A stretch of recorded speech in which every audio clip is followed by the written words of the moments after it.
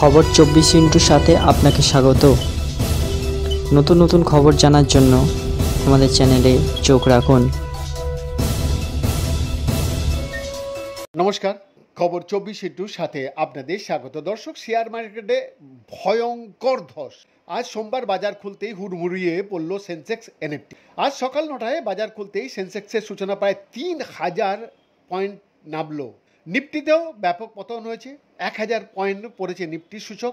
ট্রাম্পের ট্যারিফ যুদ্ধের কারণেই শেয়ার বাজারে এই ধস বলে মনে করা হচ্ছে।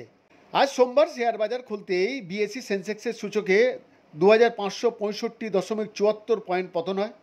এক ধাক্কায় সেন্সেক্স নেমে দাঁড়ায় 72,799.95 অঙ্কে।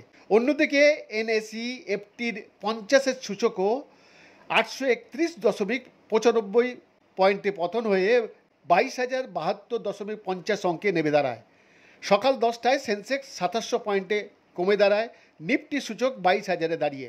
স্মল ক্যাপ ইন্ডেক্স প্রায় 10% পতন হয়েছে। মিড ক্যাপ 7.3% পতন হয়েছে। শেয়ার বাজারের এই ধসে ব্যাপক প্রভাবিত হয়েছে টাটা স্টিল। এক ধাক্কায় 11.25% পতন হয়েছে টাটা স্টিলের শেয়ারে। টাটা মোটরসের শেয়ারও 8.24% পতন হয়েছে। টেক মহিন্দ্রা স্টকে 6.70% পতন হয়েছে। ইনফোসিস ও এইচসিএল এর টেকেরও শেয়ারে 6% পতন হয়েছে। বৈদ্যনাথ দাসের রিপোর্ট, খবর 24/7।